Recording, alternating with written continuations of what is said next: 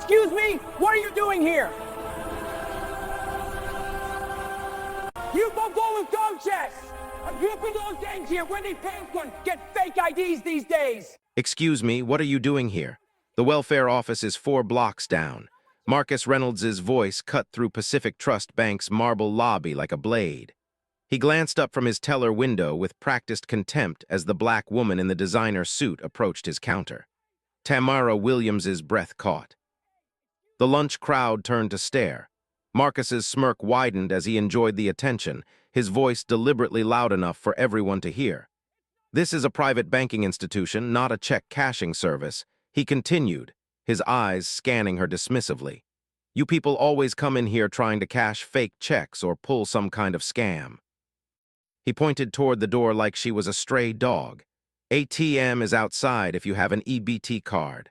The lobby fell silent except for the soft clicks of phone cameras starting to record. Have you ever been treated like your money isn't good enough simply because of how you look? A brass placard near the entrance announced executive committee meeting at 1:15. The branch closes for lunch at 1.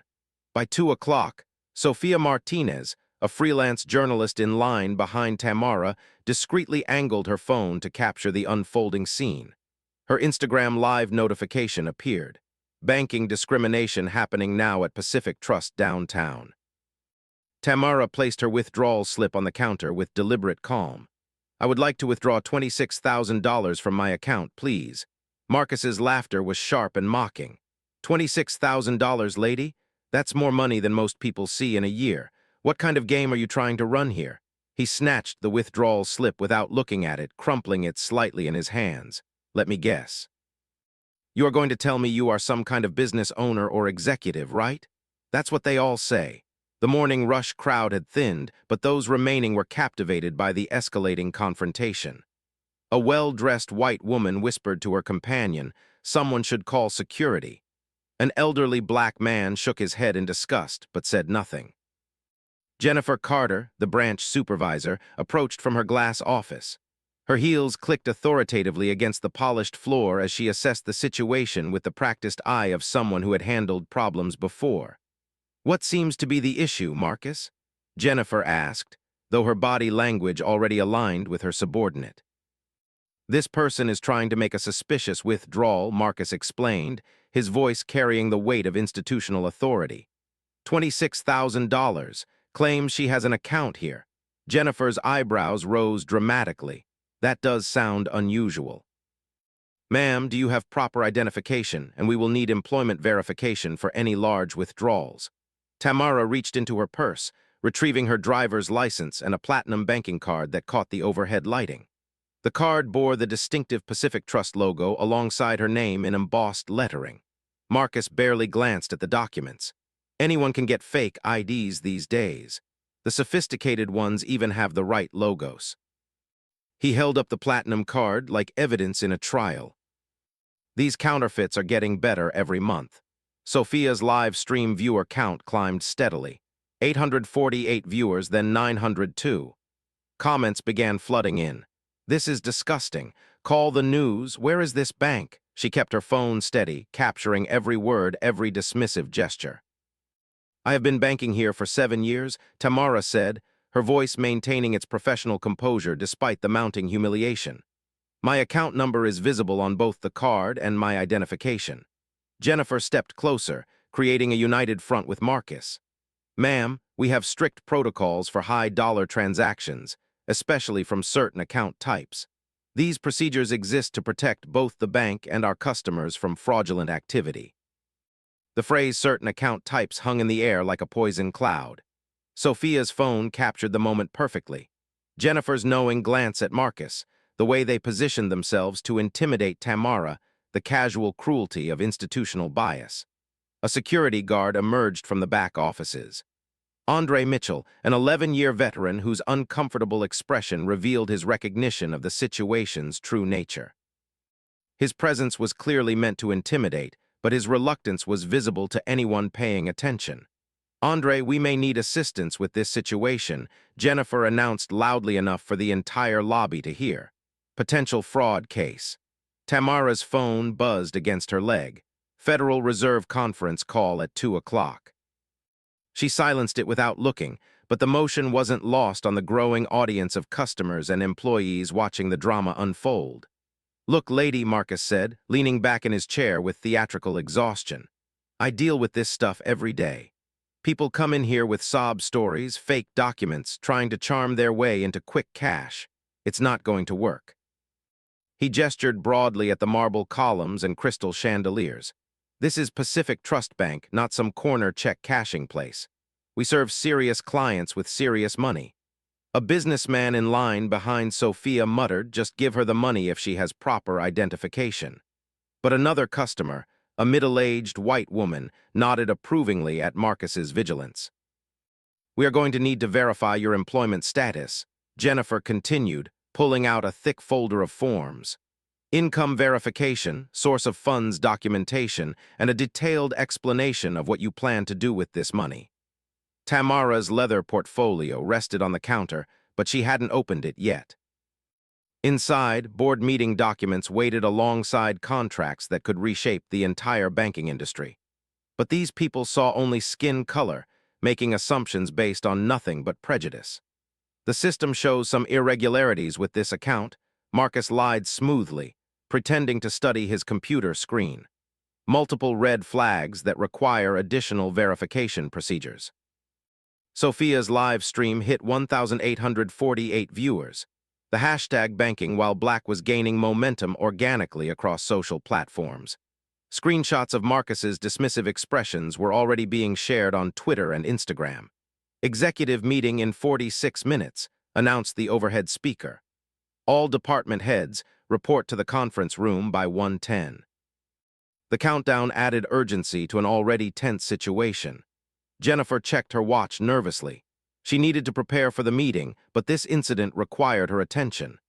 "Ma'am, I am going to have to ask you to step aside while we process this verification," Jennifer said, gesturing toward a small waiting area near the security desk. "This could take some time." The suggestion was designed to humiliate further, forcing Tamara to wait like a suspect while real customers conducted their business. Andre shifted uncomfortably, recognizing the psychological manipulation, but bound by his employment to follow Jennifer's lead. Sophia's phone showed 2,000 viewers now, with comments pouring in from people who recognized the systematic nature of what they were witnessing. The story was spreading beyond the bank's marble walls, building momentum that would soon become unstoppable. But none of them knew what was coming next. Executive meeting in 31 minutes. All managers to conference room preparation. The announcement crackled through Pacific Trust system as the lunch crowd began to thin. Sophia's live stream had reached 3,400 viewers, with major news outlets beginning to take notice of the unfolding drama. Regional manager Kevin Park burst through the executive elevator doors, his expensive suit and hurried pace immediately commanding attention. Someone had called him about a situation requiring immediate damage control. "What is the problem here?" Kevin demanded, his voice carrying 21 years of corporate authority. He scanned the scene quickly. Black woman at counter, crowd of onlookers, phones recording everything. Jennifer rushed to brief him, speaking in hushed tones designed to exclude Tamara from the conversation. "Potential fraud case, sir. Large withdrawal request with suspicious documentation." Marcus identified multiple red flags in the system. Kevin nodded gravely, his expression shifting into crisis management mode. He had handled situations like this before, or at least situations he assumed were like this. "Ma'am, I am Kevin Park, Regional Manager for Pacific Trust," he announced formally. "I understand there has been some confusion about account verification procedures." Tamara remained composed, but Sophia's camera caught the slight tightening around her eyes. "There is no confusion, Mr. Park. I am simply trying to withdraw money from my own account." "These elaborate schemes are becoming increasingly common," Kevin continued, loud enough for the growing crowd to hear. "Identity theft, document forgery, social engineering. Criminals are getting very sophisticated." Andre Mitchell stood nearby, his security uniform making him complicit in what was clearly becoming a racially motivated interrogation. His discomfort was visible to anyone watching, but his job required following management directives. Sir, perhaps we should move this discussion to a private office, Andre suggested quietly, trying to reduce the public spectacle. No, Officer Mitchell, Kevin replied firmly. Transparency is important in fraud investigations. Other customers should see how seriously we take security. Sophia's live stream comments exploded with outrage. This is discrimination. Sue them. Someone call the NAACP. Her viewer count hit 5,300 with shares multiplying across every social platform. A well-dressed elderly woman approached the counter, clearly frustrated by the delay. "Excuse me, I need to make a deposit before you close for lunch." "Ma'am, we are dealing with a security situation," Marcus explained importantly. "This woman is trying to withdraw a very large sum with questionable documentation." The elderly customer looked at Tamara with obvious suspicion. "Well, I suppose you have to be careful these days. All sorts of people are trying to take advantage." But another voice cut through the tension. A young black professional who had been watching from the lone officer area. "This is ridiculous. She has proper identification and a bank card." "What more do you need?" "Sir, please don't interfere with bank security procedures," Jennifer warned. "We have protocols for a reason." The lobby was divided into camps. Some customers supported the bank's vigilance, while others recognized the obvious discrimination. Sophia's phone captured every reaction, every comment, every moment of institutional bias playing out in real time. "I am going to need additional documentation," Kevin announced, pulling out a thick packet of forms. Employment verification, tax returns, proof of income source, and a detailed affidavit explaining the purpose of this withdrawal. Tamara's phone buzzed insistently. Text messages from her assistant. Board members asking about the Federal Reserve call. Another from her lawyer saw the live stream. "Want me to intervene?" She ignored them all, maintaining her dignified composure despite the mounting humiliation. "This is standard procedure for large withdrawals," Kevin continued, though everyone knew it wasn't. "We are protecting both the bank and the legitimate account holder from potential fraud." Executive meeting in 21 minutes came another announcement.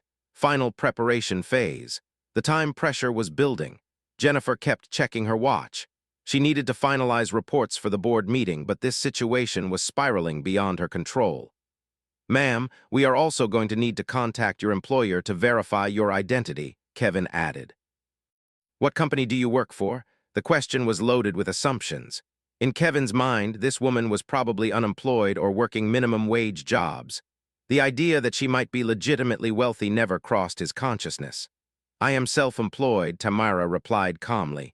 Marcus snorted with derision. "Self-employed? Right, let me guess. You are a consultant or entrepreneur with no real income verification." Sophia's live stream audience had grown to 7,900 viewers. Major news organizations were embedding the feed on their websites. The hashtag Pacific Trust Discrimination was trending nationally, with thousands of people sharing stories of similar treatment. Andre approached Tamara with obvious reluctance.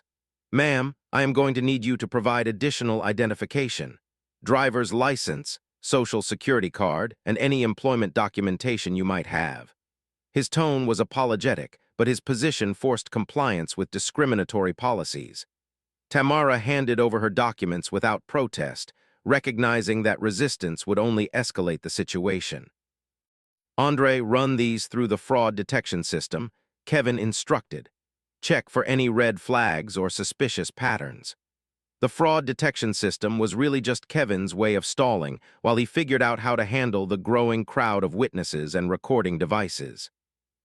A group of young professionals entered the bank, immediately drawn to the commotion. One of them, a black woman in her 30s, recognized what was happening and started her own recording. "Are you seriously harassing this woman over a withdrawal?" she challenged. "This is 2025, not 1965. "Ma'am, please don't interfere with bank security procedures," Jennifer replied tersely. "We have the right to verify large transactions." "Show me the policy that requires this level of verification," the woman demanded. "I have made larger withdrawals without any problems." Jennifer's face flushed with anger. "Our policies apply equally to all customers. This has nothing to do with personal characteristics." But everyone could see through the lie. The contrast was obvious. other customers conducting transactions without harassment, while Tamara faced an inquisition for doing exactly the same thing. Sophia's phone battery was dropping, but backup streams had started on multiple platforms. The story was beyond containment now, spreading through news networks, social media, and civil rights organizations. Executive meeting in 16 minutes. All department heads to the conference room immediately. Kevin's radio crackled with an urgent message. Mr. Park, corporate security needs to speak with you about the live stream situation. The corporate office had noticed. Lawyers were probably being called. Crisis management protocols were activated, but it was too late to contain the damage. Ma'am, we are going to need you to wait while we complete our verification process, Kevin announced. This could take several hours. The threat was clear. Submit to humiliation or be denied basic banking services. But Tamara's calm expression never wavered, even as the institutional weight of discrimination pressed down around her. Andre looked away, unable to meet her eyes. He knew this was wrong, but his mortgage payments depended on following orders. Sophia's live stream hit 12,500 viewers. Comments poured in from civil rights lawyers, financial industry insiders, and journalists recognizing the significance of what they were witnessing. The stage was set for something that would change everything, but none of them suspected what was about to happen. Executive meeting in 11 minutes. All managers report immediately. The overhead announcement seemed to trigger something in Tamara Williams.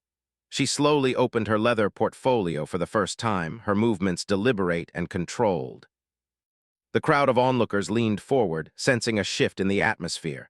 Sophia's live stream had reached 15,700 viewers with notifications flooding her phone as major news outlets began covering the story in real time. Comments streamed past faster than human eyes could read. Something is about to happen. She is too calm. This woman knows something.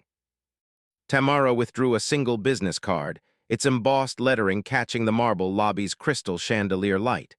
She placed it gently on the counter in front of Marcus Reynolds, who glanced at it dismissively.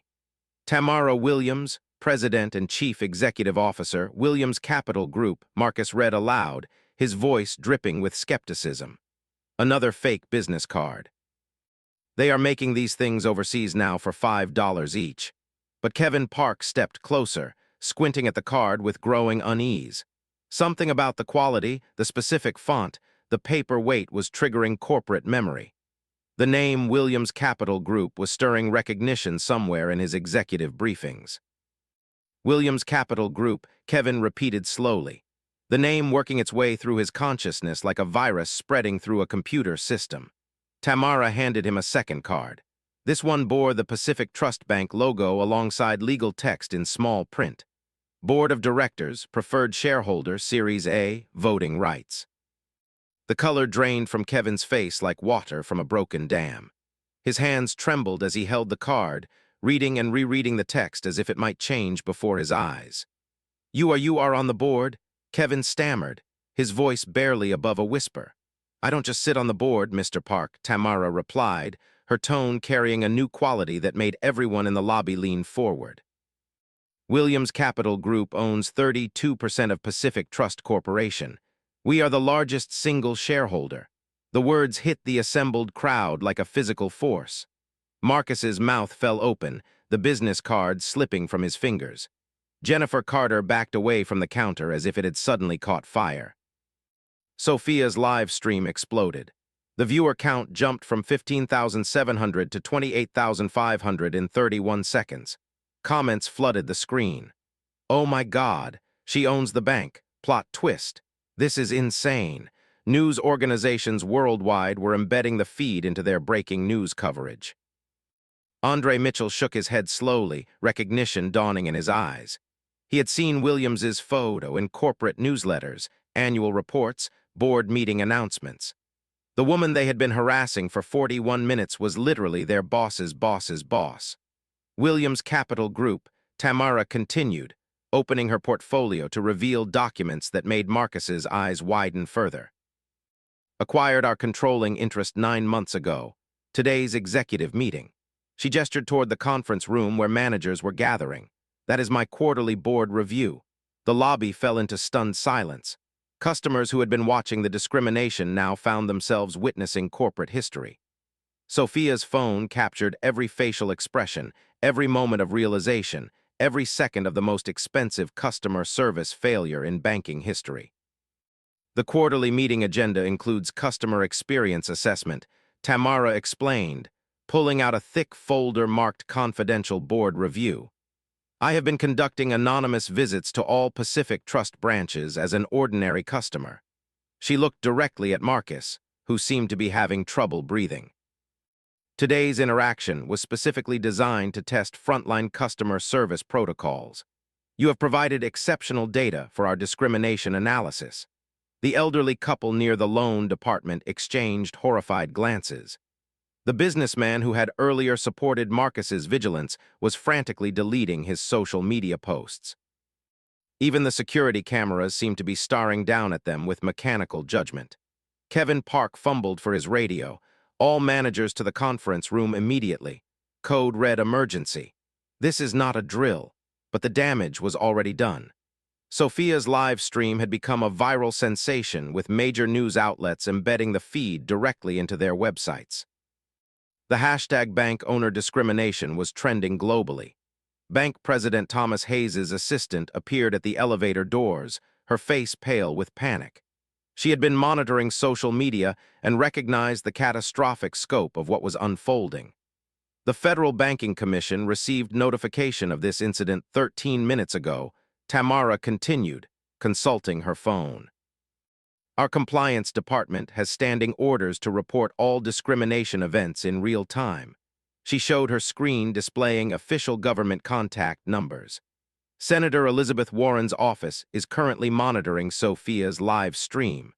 The House Financial Services Committee has been notified. Marcus Reynolds's face went ashen. He had never considered that his actions could attract congressional attention or federal investigation. His training had focused on security procedures, not the legal consequences of systematic bias. Ms. Williams, Kevin began, his corporate training warring with the magnitude of his mistake. I deeply apologize for this misunderstanding.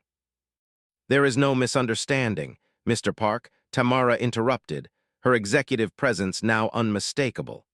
This was systematic discrimination captured on multiple recording devices. What you are witnessing is exactly why Williams Capital Group requires comprehensive bias training for all portfolio companies. She retrieved another document from her briefcase.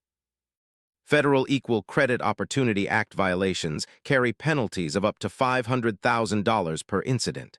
The Community Reinvestment Act requires banks to serve all customers equally regardless of race. The legal references weren't empty threats. Tamara's background as a corporate attorney before founding Williams Capital Group meant she understood banking law better than most regulators. Our legal department specializes in federal banking compliance. Tamara continued, pulling out her phone to show a contact list that included former Treasury Department officials, federal judges, and congressional staff members. 24 attorneys are currently analyzing Sophia's live stream for potential violations. Sophia's viewer count had reached 38,100 with backup streams running across multiple platforms. The story was being covered by CNN, MSNBC, Fox News, and international outlets. Banking industry publications were scrambling to understand the implications. Marcus Reynolds finally found his voice, though it cracked with desperation. Ms. Williams, I was just following security protocols. I didn't know. This has all been a terrible mistake. Show me the security protocol that authorizes racial profiling, Tamara challenged. Point to the training manual that says black customers should be assumed fraudulent until proven otherwise. The challenge hung unanswered. Marcus's mouth opened and closed without sound. His 13 years of banking experience suddenly worthless against this level of corporate accountability. Jennifer Carter attempted damage control. Ma'am, surely we can resolve this internally through proper channels. This matter became external 41 minutes ago when you threatened to call federal authorities on a bank shareholder, Tamara replied. Sophia's live stream has documented everything for regulatory review. She opened another app on her phone showing real-time stock market data. Pacific Trust Corporation shares have dropped 4.3% in after-hours trading. That represents approximately $342 million in lost market capitalization. The numbers were staggering and immediate. Social media sentiment analysis showed 89% negative responses to Pacific Trust hashtags. Corporate crisis management protocols were activating across the banking industry. Williams Capital Group's investment philosophy prioritizes environmental, social, and governance compliance, Tamara explained. Today's incident represents a material breach of our partnership agreement with Pacific Trust Corporation. She consulted another document marked Confidential Divestiture Protocols. Our board has pre-approved immediate asset liquidation if discrimination patterns are documented. This live stream provides that documentation. A murmur rippled through the lobby as customers began recognizing the magnitude of what they were witnessing. The elderly woman who had earlier supported the bank's vigilance now looked mortified. The young professionals who had defended Tamara were recording everything, sensing historical significance. Andre Mitchell approached carefully, his security training warring with his recognition of the situation's complete reversal. Ms. Williams, I want to apologize for my role in this situation. I should have recognized. Officer Mitchell, you were placed in an impossible position, Tamara interrupted. Your supervisors created this situation, not you. Your discomfort was actually professional integrity, and that will be noted in our report. The relief on Andre's face was visible to Sophia's camera. Unlike the management staff, he had been caught between competing loyalties rather than creating the discriminatory policies himself. Stock market trading algorithms have already identified this incident, Tamara observed, checking her financial apps. Institutional investors are receiving automated alerts about potential ESG violations at Pacific Trust Corporation. She showed her phone displaying contact notifications from BlackRock, Vanguard, and State Street, massive investment firms that manage trillions in assets. They are all monitoring tonight's response as a test case for corporate accountability. Bank President Thomas Hayes burst through the elevator doors, his usually perfect hair disheveled from running through corporate headquarters. His assistant had briefed him during the elevator ride, but seeing the situation firsthand still left him speechless. Ms. Williams, Hayes began, bypassing all subordinates. I want to personally assure you that this incident does not represent Pacific Trust's values. Mr. Hayes, this incident represents exactly what Williams Capital Group has been documenting across our portfolio, Tamara replied. Systematic bias in customer service, inadequate training protocols, and management that enables discrimination rather than preventing it. She pulled out the final document from her portfolio, a comprehensive audit report that made Hayes's eyes widen. Our quarterly assessment identified 48 discrimination complaints across Pacific Trust branches in the past 7 months. 79% involved customers of color. The data was irrefutable. Corporate lawyers would spend months trying to mitigate the legal exposure, but the evidence was already public through Sophia's documentation. Sophia's live stream had reached 45,100 viewers with clips spreading across every social media platform. The story was already being covered by international news outlets, making this a global public relations crisis for the banking industry. Customers throughout the lobby began applauding spontaneously. The sound built from scattered claps to thunderous ovations as ordinary people celebrated extraordinary accountability. Tamara stood slowly, her bearing completely transformed from victim to executive authority. Ladies and gentlemen, this concludes our customer service assessment. Mr. Hayes, shall we discuss the immediate changes your institution will implement? Marcus Reynolds, Jennifer Carter, and Kevin Park stood frozen like exhibits in a museum. Corporate discrimination in the digital age. Their careers had just ended, but the broader implications were only beginning. Thomas Hayes stepped into the marble lobby like a general surveying a battlefield after devastating defeat. His 29 years in banking had prepared him for many crises, but not this complete collapse of institutional authority. Ms. Williams, he began, his voice carefully measured despite the chaos surrounding them. I want to personally address this unprecedented situation.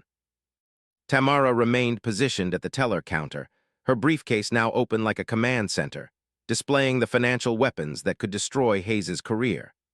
Documents marked confidential board review and divestiture protocols spread across the marble surface. Mr. Hayes, unprecedented situations require unprecedented solutions, Tamara replied, her tone carrying the authority of someone who had just revealed ownership of the battlefield.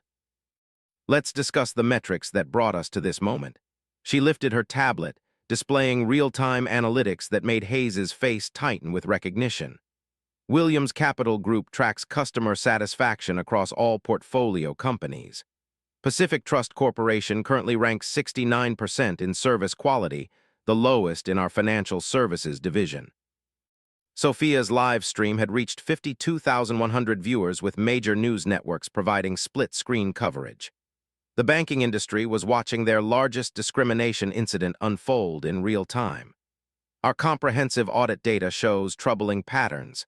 Tamara continued, consulting a thick folder that Hayes recognized from board meeting materials. 48 formal discrimination complaints filed against Pacific Trust branches in the past 7 months alone. She handed him a detailed breakdown that made his hands tremble. 79% of these complaints involved customers of color. 64% occurred at branches where management demonstrated similar bias patterns to what we witnessed today. Marcus Reynolds stood frozen near his teller station, understanding that his career was collapsing in real time. Jennifer Carter clutched her supervisor badge like a life preserver, but everyone could see she was drowning. The financial implications extend far beyond stock price volatility, Tamara explained, opening another app showing after hours trading data. Williams Capital Group's 32% ownership position gives us significant influence over corporate governance and executive compensation. Hayes pulled out his own tablet, frantically consulting crisis management protocols that seemed inadequate for this level of corporate meltdown.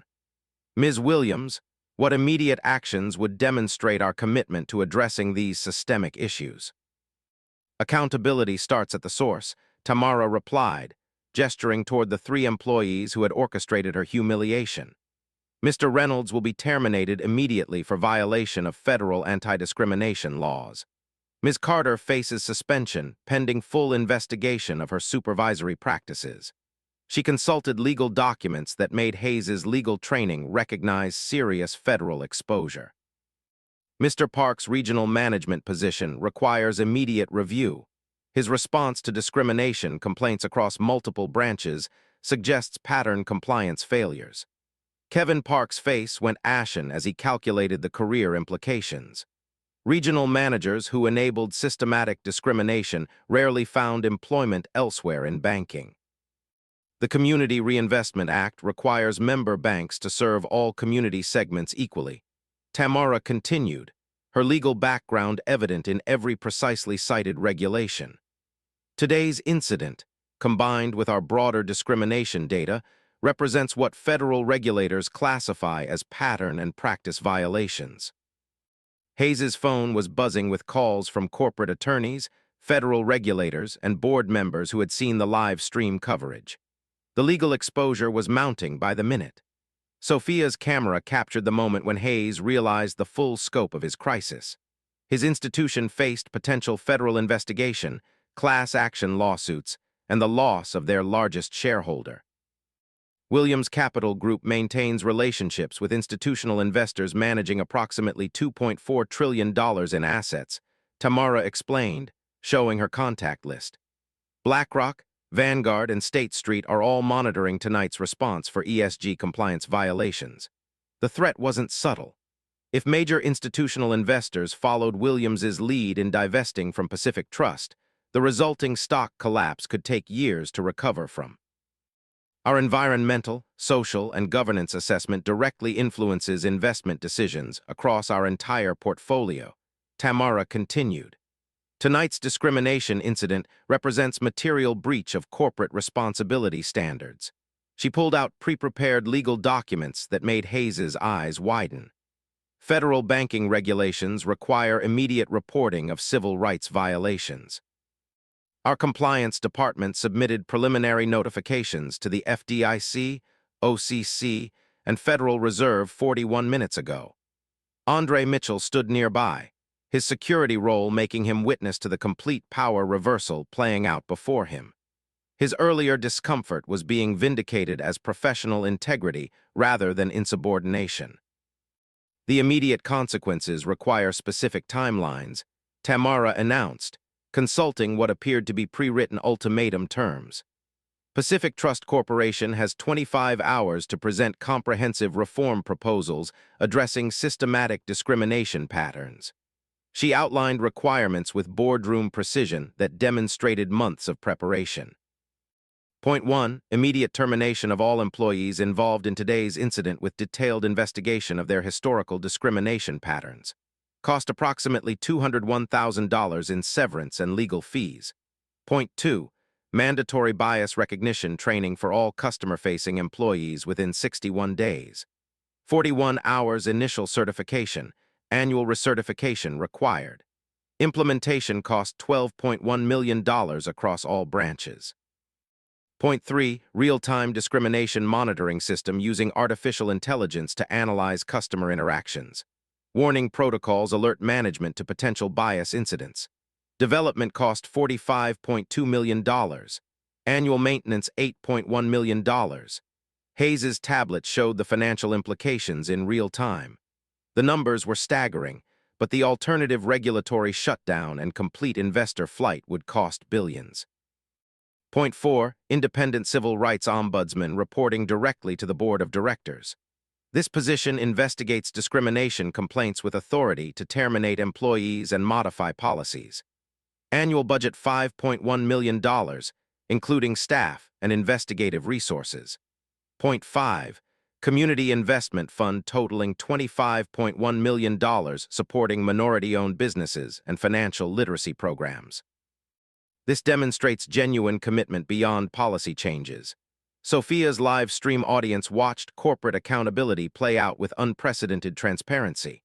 Comments poured in from banking industry insiders recognizing the historical significance of these demands. Our timeline is non-negotiable, Tamara emphasized.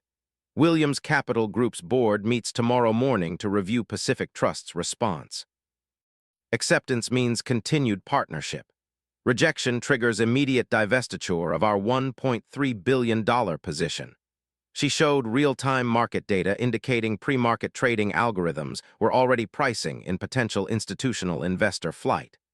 Losing Williams Capital Group would likely trigger follow-on divestiture from other ESG-focused investors. The mathematical threat was carefully calculated. Combined institutional divestiture could represent $3.9 billion in investment flight, triggering a death spiral in credit ratings and regulatory standing. Marcus Reynolds finally found his voice, desperation cracking through his earlier arrogance. Ms. Williams, I have 2 kids and a mortgage. I was just doing my job following bank policies.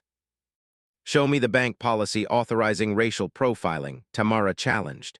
Produce the training manual instructing employees to assume black customers are criminals. Marcus's mouth opened without sound.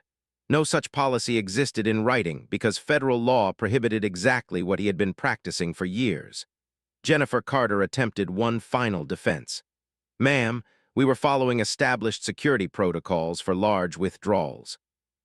Ms. Carter, I have withdrawn larger amounts from this same branch without any verification procedures, Tamara replied. The only variable was my skin color.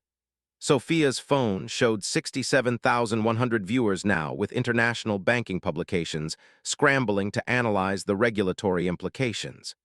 The European Union was already citing this incident in discussions about American banking oversight. The Federal Reserve requires all member banks to demonstrate community reinvestment compliance, Tamara continued, consulting federal banking regulations. Systematic discrimination violations can trigger complete operational review and potential charter revocation. Hayes checked his watch.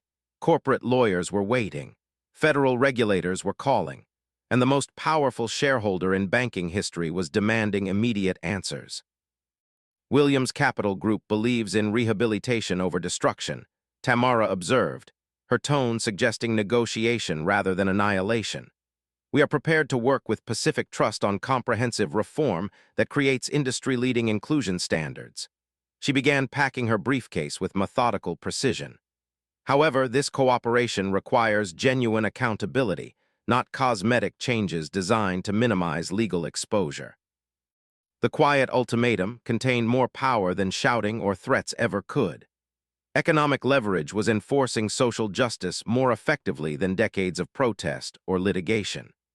Hayes understood that his next 25 hours would determine whether Pacific Trust Corporation survived as an independent institution or became a cautionary tale in business school case studies. Sophia's live stream had documented the most expensive customer service failure in banking history, and the bill was still being calculated. 25 hours later, Thomas Hayes stood before an emergency board meeting in Pacific Trust's executive conference room, his prepared statement trembling slightly in his hands. The mahogany table reflected the tension as directors who had flown in from across the country waited for his response to the Williams ultimatum. Ladies and gentlemen, Hayes began. Pacific Trust Corporation accepts full responsibility for yesterday's discrimination incident. We are implementing immediate and comprehensive reforms. Sophia's original live stream had reached 3.3 million views across all platforms. The hashtag bank owner reveal dominated social media for 19 hours, sparking conversations about systemic bias in financial institutions worldwide. Marcus Reynolds has been terminated effective immediately, Hayes announced to the board. Our internal investigation revealed a disturbing pattern of discriminatory behavior spanning 8 years, with 35 documented complaints we failed to address properly. The investigation had been swift and damning. Human resources records showed multiple instances where minority customers faced additional verification procedures that white customers never encountered. Tamara Williams sat at the head of the conference table, her position as principal shareholder now unquestioned. "And Ms. Carter," she inquired. "Jennifer Carter has been dismissed for supervisory negligence and enabling discriminatory practices. Her failure to intervene in obvious bias violations represents management failure at the highest level." Kevin Park had already submitted his resignation, understanding that his regional oversight had allowed systematic discrimination to flourish across multiple branches. His departure would trigger investigations at other locations where similar patterns might exist. "The Williams standards have been approved unanimously by our board," Hayes continued, consulting the comprehensive reform package. Implementation begins today with a $67.2 million budget allocation for the first year alone. The financial commitment was substantial, but necessary. Alternative scenarios involving federal intervention and mass investor flight would have cost billions. Andre Mitchell entered the conference room wearing a new badge, Director of Compliance and Customer Advocacy.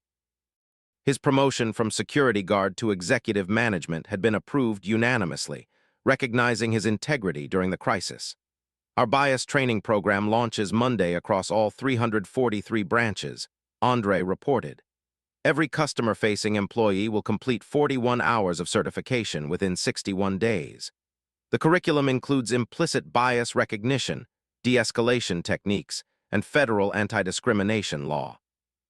Sophia Martinez had been hired as the bank's external communications director, her citizen journalism background making her invaluable for transparency initiatives.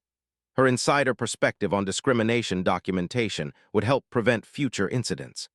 "The AI monitoring system goes live in beta testing next week," Sophia announced. "Real-time analysis of customer interactions will flag potential bias incidents for immediate supervisor review." The technology wasn't theoretical. Williams Capital Group had invested in cutting-edge discrimination detection software that could identify problematic language patterns and escalation triggers in real time. Dr. Angela Davis has accepted our offer to serve as independent civil rights ombudsman, Hayes added.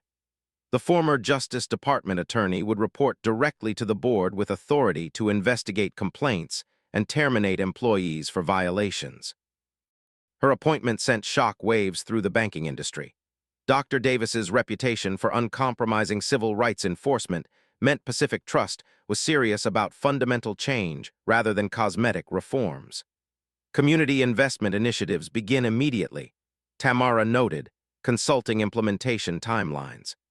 The $25.1 million fund will provide low-interest loans to minority-owned businesses and financial literacy programs in underserved communities.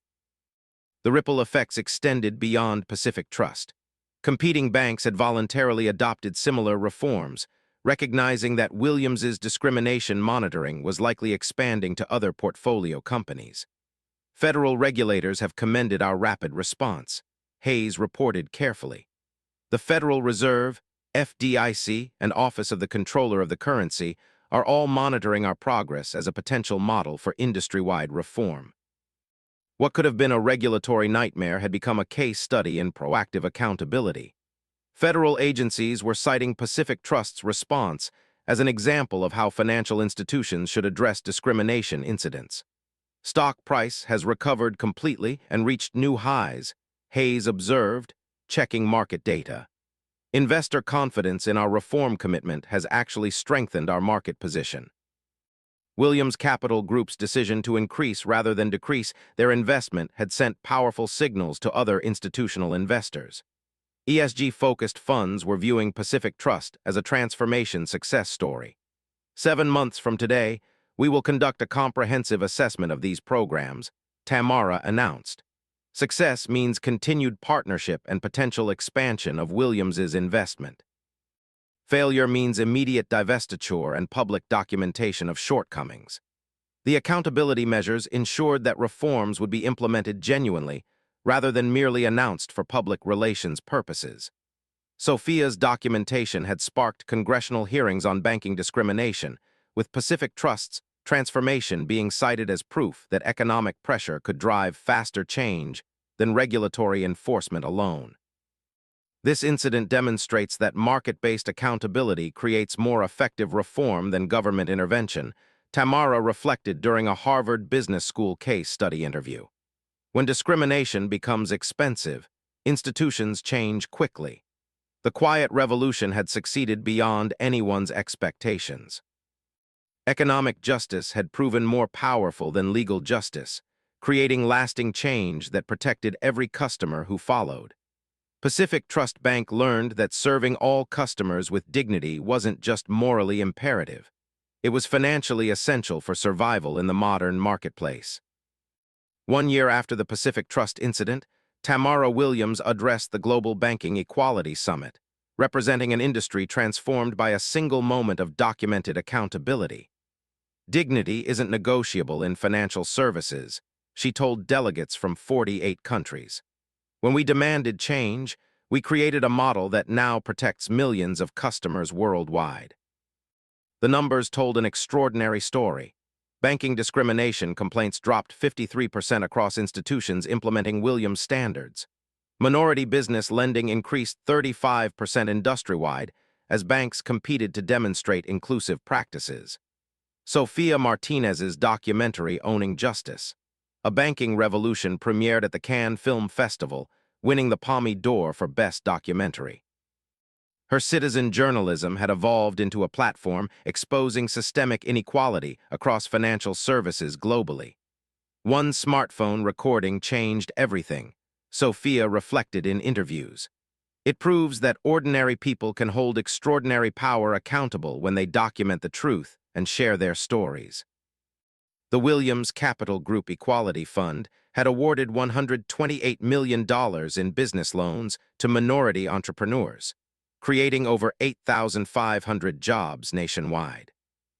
Success stories emerged from every community where discriminatory barriers had been systematically removed. Andre Mitchell became a sought-after speaker at banking conferences. His transformation from security guard to compliance director inspiring similar diversity initiatives. His insider perspective on institutional bias made him invaluable for identifying problems before they escalated. Economic consequences speak louder than moral arguments, Tamara observed during a Stanford Graduate School of Business lecture. When discrimination becomes expensive, corporations evolve rapidly. Federal banking regulators adopted Williams standards as recommended guidelines for all financial institutions. The Department of Justice cited Pacific Trust's transformation as proof that market-based accountability could drive faster change than litigation. These real-life stories demonstrate that strategic documentation can overcome institutional bias more effectively than confrontation. Tamara's calculated response created touching stories of transformation that continue inspiring change across industries. Stories like this remind us that preparation meeting opportunity can reshape entire systems. Life stories of dignity defended through economic leverage prove that justice takes many powerful forms. Marcus Reynolds eventually completed comprehensive bias training and now works for a credit union where he shares his experience as a cautionary tale about unconscious discrimination. His willingness to acknowledge past mistakes became part of industry-wide education efforts. The ripple effects continue expanding. Every time a customer receives respectful service, regardless of race, the Pacific Trust legacy lives on. Every banker who chooses inclusion over bias honors those who demanded accountability. Corporate America transformed how it viewed discrimination incidents.